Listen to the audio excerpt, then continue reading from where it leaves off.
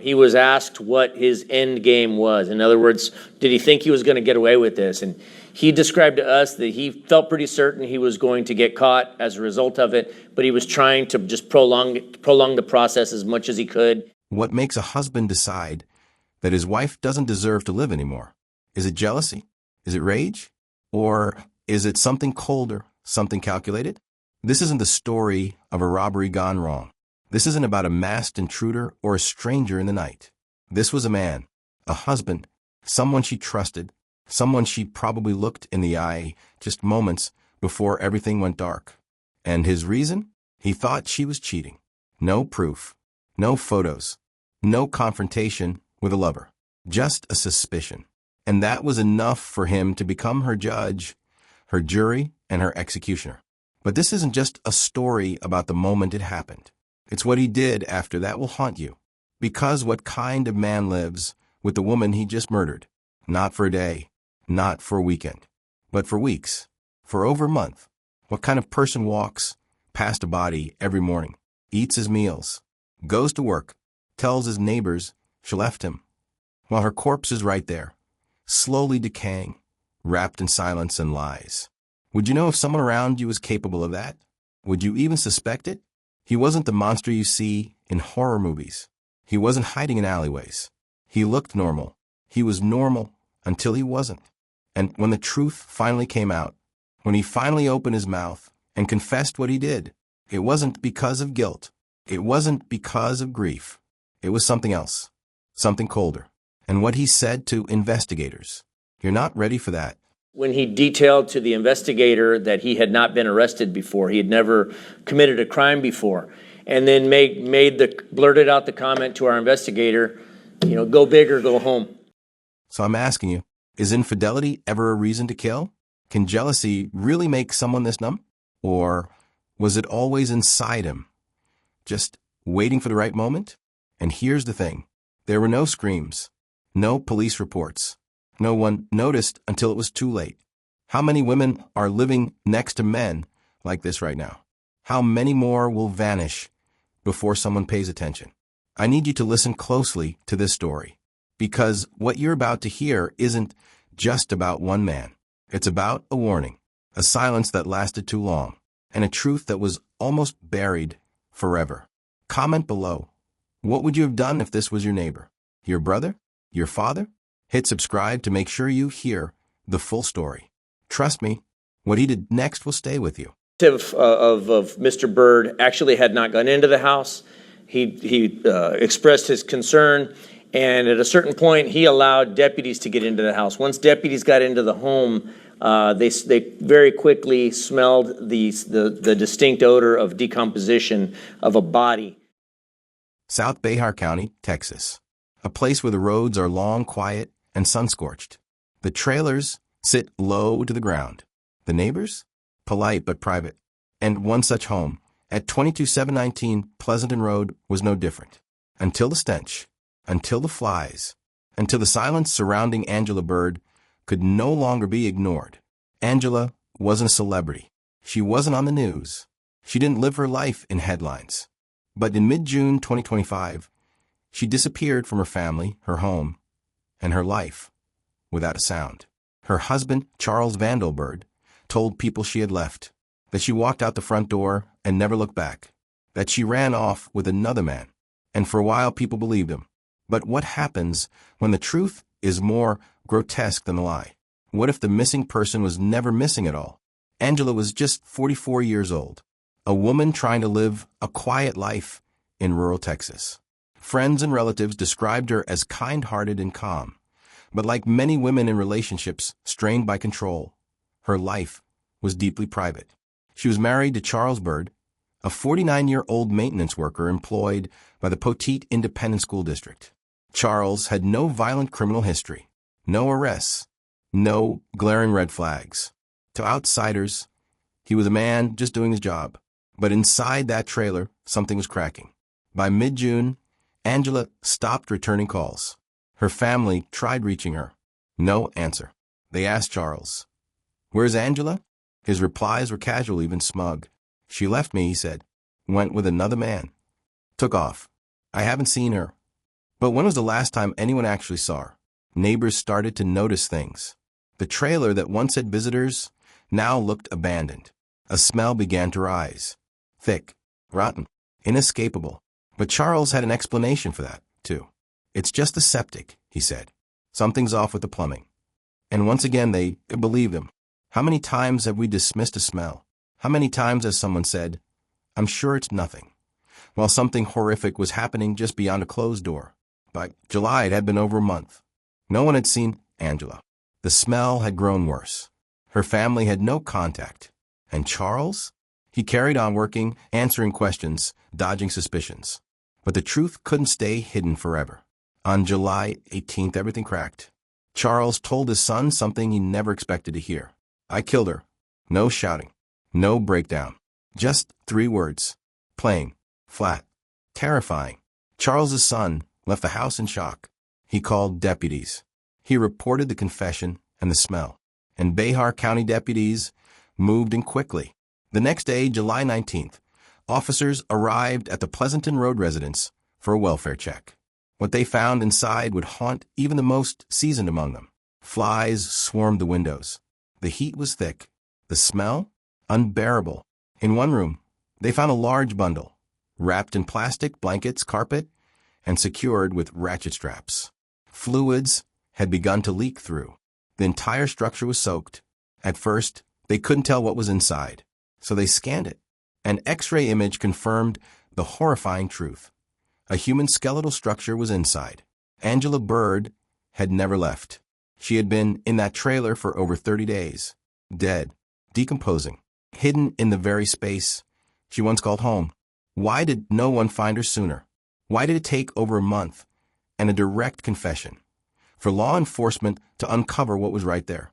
What kind of psychological state allows someone to live beside the body of a loved one, wrapped and rotting? How many times have women gone silent, only to have their absence explained away? And what does it say about us when we believe those stories without question? Authorities now had a body, but no suspect, because Charles was gone. When deputies arrived, he had already fled, but not far. Just a mile down the road at another trailer home, 21313 Pleasanton Road, he was hiding with a friend. It was here on July 20th that SWAT officers cornered him and took him into custody. And when they asked him why he killed her, why he hid her body, why he lived with her for a month, his response was as callous as it was chilling. "Go big or go home," he told investigators. "This is my first and last warning." This was a man remorseful. This was a man resolute. So we returned to the home, 22719 Pleasanton Road, where the flies had gathered, where the septic lie was told, where Angela had been turned into nothing but a smell and a silence. There were no screams, no sirens, no forced entry, just a house gone quiet. Angela's story didn't make it to national news right away. It didn't erupt into outrage, but it should have, because it asks a terrifying question. How many women have disappeared into silence and never been found? And what if we had just knocked harder, called louder, insisted? What if we had not accepted a man's word that his wife simply left? Angela Byrd's body was later identified by family. The autopsy confirmed it. Homicidal violence, asphyxiation. But chapter 1 of her story isn't about her death. It's about her disappearance while her body remained. It's about a man who lived with a corpse and lied with ease. It's about a community that smelled death but doubted it. And it's about the moment we all must confront, when someone vanishes and all we hear is silence. What will we do next? There's a moment in every crime that can never be undone. A final choice, a tilt toward violence that leaves no room for return.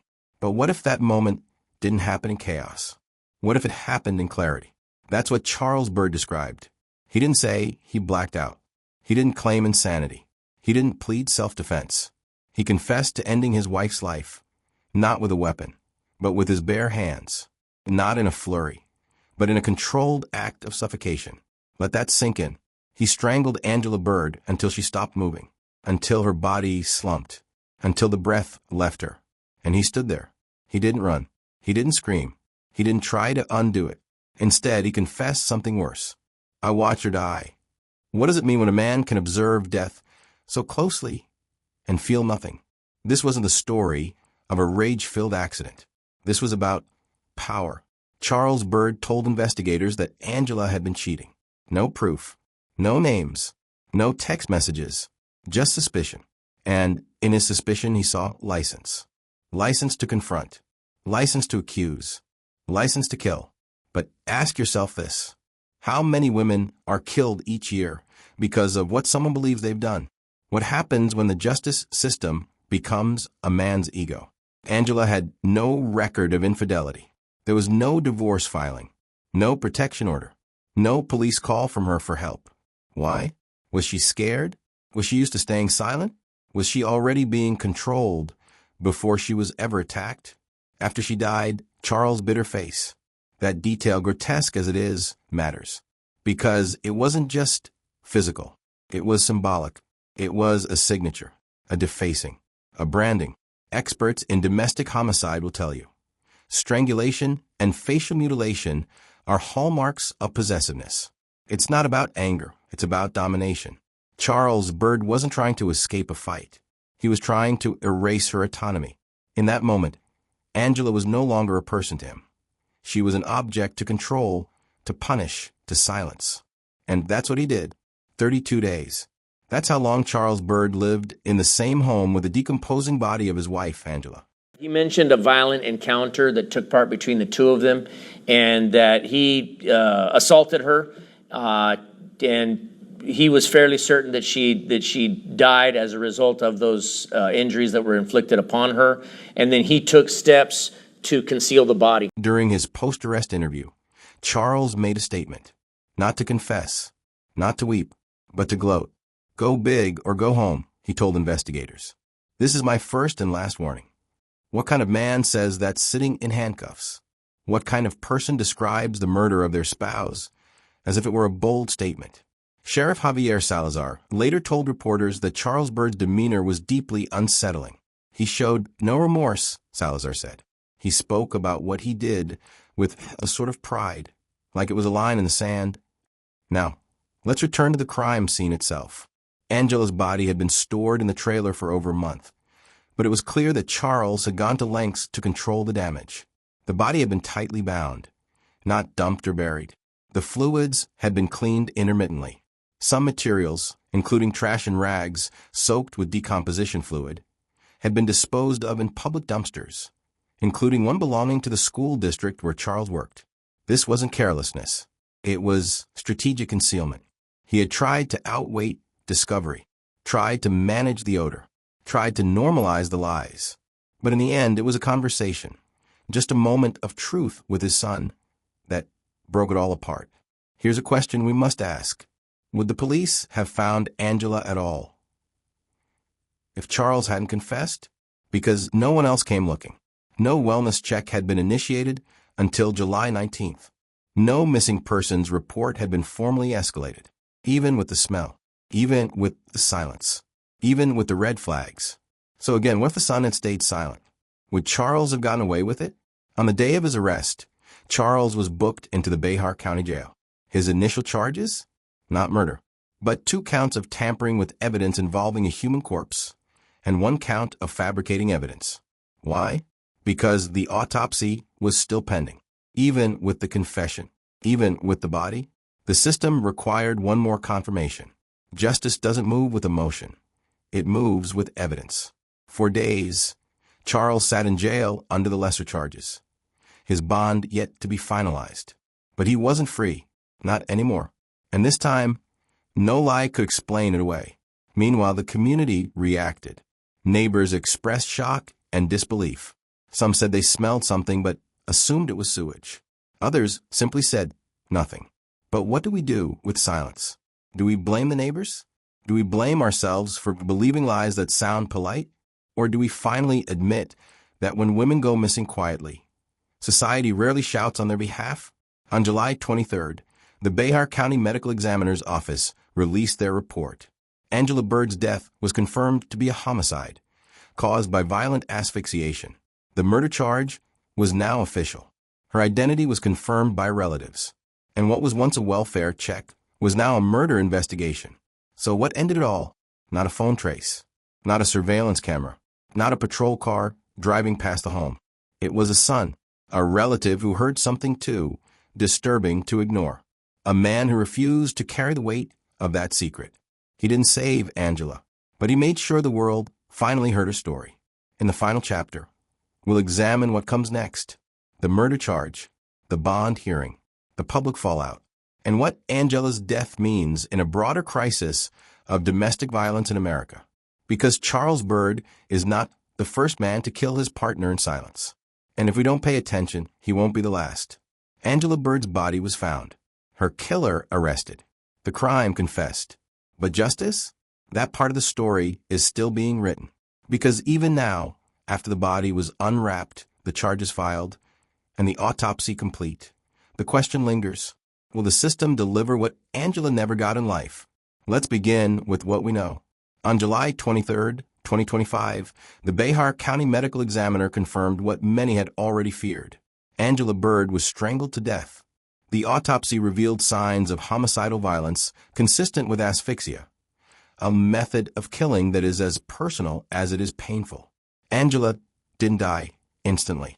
She was made to suffer, and then she was silenced. But that official ruling changed everything, because only then, after forensic confirmation, could prosecutors file the charge that truly fit the crime: murder. Charles Byrd, age 49, now faces a murder charge alongside his existing felony counts for evidence tampering and fabrication of physical evidence. His total bond? $650,000. But bond is just a number, and justice is more than a court date. So let's ask the hard questions. Will a man who watched his wife die be held fully accountable? Or will the delays, procedures, and loopholes erode the urgency of her death?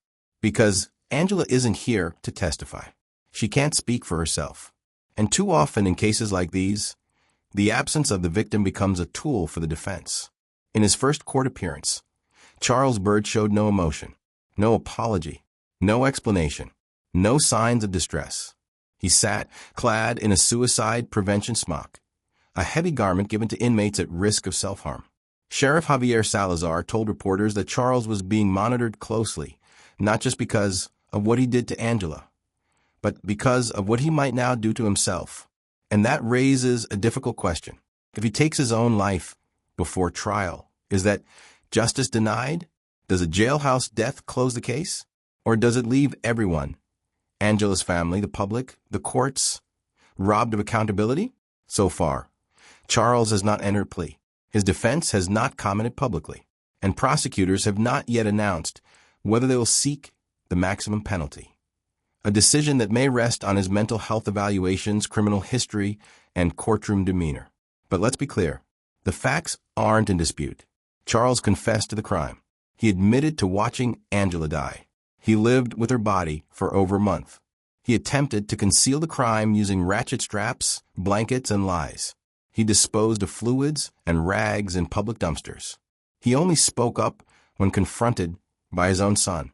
So what exactly are we waiting for? Justice in America is rarely swift. Cases stall. Backlogs pile up. Witnesses disappear. Evidence is challenged. Most domestic violence victims never see justice. They're blamed. They're doubted. They're erased.